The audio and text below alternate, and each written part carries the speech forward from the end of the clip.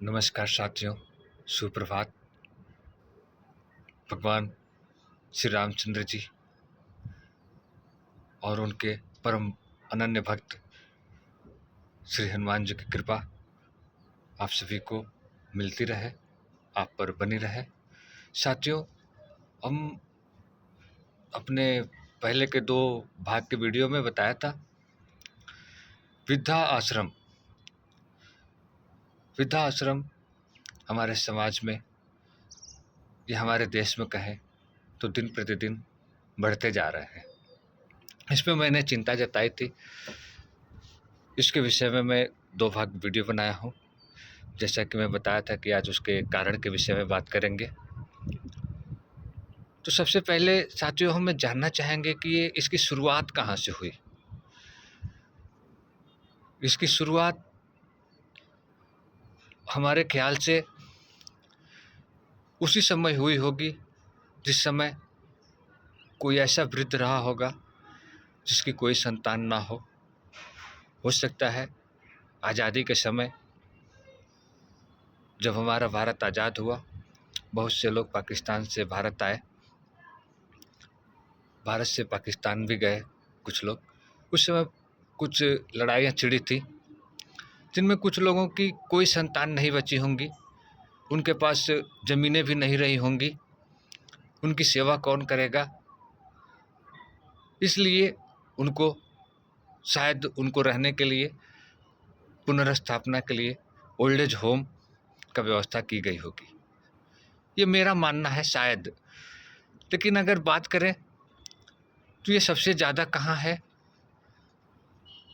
तो साथियों हमें जानकारी मिली कि सबसे ज़्यादा ये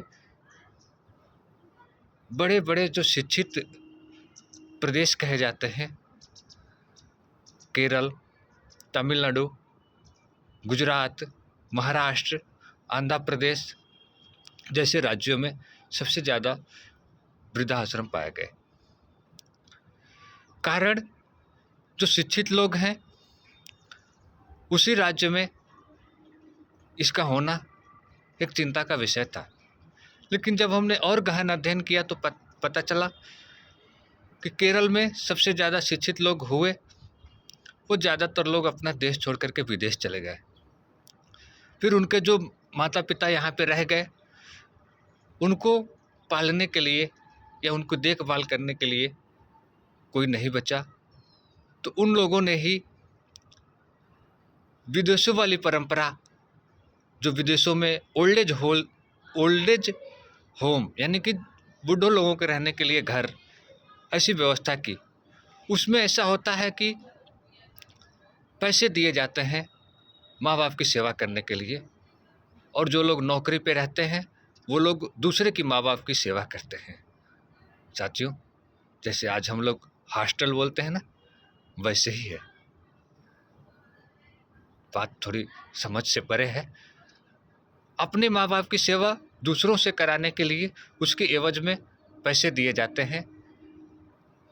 इसकी परंपरा यहीं से शुरुआत हुई और हर बड़े शहरों में लोग अपना घर बार छोड़ करके बाहर चले गए और अपने माता पिता को यहाँ पे ओल्ड एज होम में छोड़ते चले गए। जो ज़्यादा संपन्न लोग थे वही लोग गए होंगे, या बहुत मजबूरी में। आज व्यवस्था ये आ गई है कि ओल्ड एज होम वृद्धाश्रम द्वारा प्रचार किए जाते हैं कि हमारे वृद्धाश्रम में ये सुविधाएं हैं, हमारे वृद्धाश्रम में ये सुविधाएं हैं। हम दवाई, देखभाल, तीनों टाइम खाना, दूध, फल, ये सब सुविधाएं दे रहे हैं।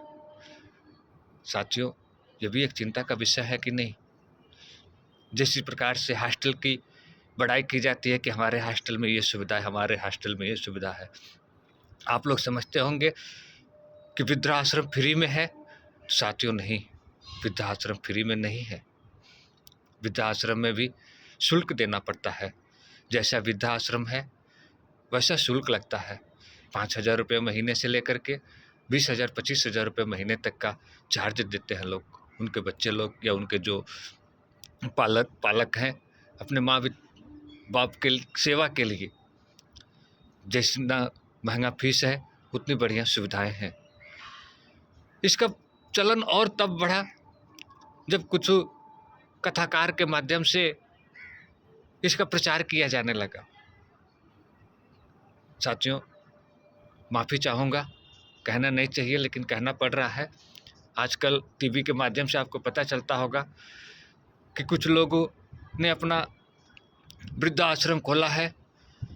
उसके लिए जनता से चंदा इकट्ठा करते हैं और उसका प्रचार करते हैं।